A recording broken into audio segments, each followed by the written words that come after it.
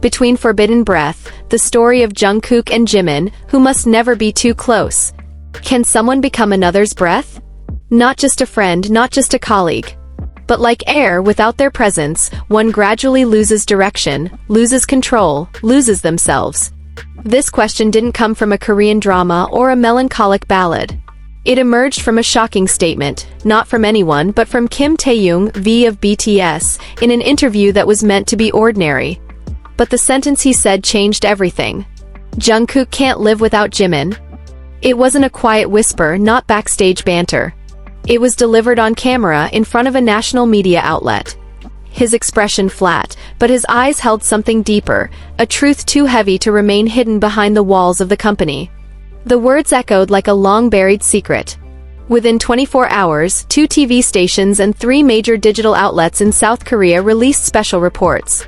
Different headlines, same tone. Is this the beginning of a truth that's been kept silent? They dug up small clips we once found endearing, like Jungkook refusing to sleep before knowing Jimin's whereabouts. Like him always sitting by Jimin's side, as if that seat was home.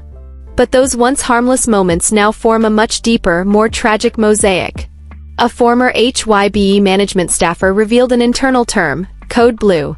A code activated whenever Jungkook seemed distressed and Jimin wasn't present.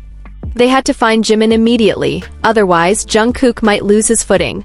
He looks for him, even when he's angry or hurting. His first search isn't for a solution, but for Jimin. Some brush it off as bromance. But can bromance inspire writing a dark poem about death and hanging it inside one's mind? In a now-deleted old livestream, Jimin once said with a nervous laugh, "If I ever leave this world first, I think Jungkook will follow. But don't worry, I'm not ready to die yet." A line once met with laughter now haunts thousands of fan forums. Were we blind all this time? Did the industry convince us that their emotional closeness was just decoration, not reality? Meanwhile, rumors only escalate. A Japanese outlet claimed, Jungkook's dependence on Jimin has long been known, just never spoken publicly. Their conclusion, if Taehyung said it now, something must have shifted. Inside Jungkook or within the group. So what shifted? Is this Taehyung's subtle call to the world to prepare? Or a warning that someone inside can no longer bear the weight masked by the branding of unity?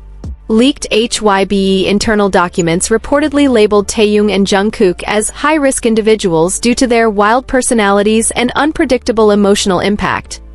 In other words, too honest for a system built on illusion. They aren't mere idols. They represent a greater question: how far is the industry allowed to control our feelings? One music producer confessed Jungkook had once recorded a song about mental suffering. The original held his crying voice and heavy breathing. But all that was erased, replaced with polished beats deemed more marketable. "It was the most honest song I've ever heard from any idol," he said. But they scrubbed it, because too many people would feel too close.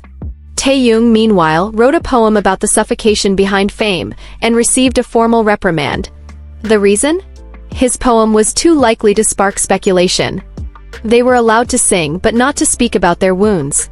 More chillingly, accusations surfaced that HYBE employed public sentiment analysts to redirect the BTS Jimin Taehyung narrative into fan war drama. So fans would attack each other while the company remained silent, maintaining control. When fans attack one another, the company wins in silence. On a quiet night along the Han River, a former private driver said Jungkook sat in silence for 40 minutes, staring at the water. When asked, his reply was simple yet shattering. "Sometimes I just want to be an ordinary person, who can fall without being photographed."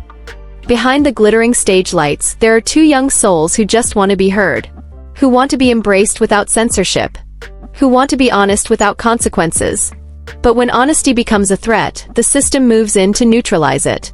They never forbid Taehyung from being close, but always ensure they're never too close. Everything is controlled. Flight schedules. Seating arrangements. Hotel choices. Even gaming time. All to maintain a safe distance, not for them but for the image. An internal video editor once saved a snippet that never aired. During the Busan concert, Jungkook hugged Taehyung tighter than usual and whispered, "Thank you for staying here."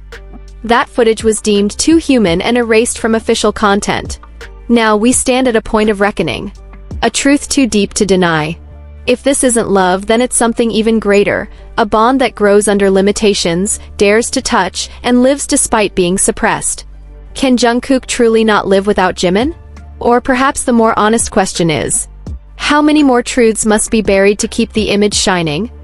And as the walls begin to crumble one by one, are we ready to watch it all collapse?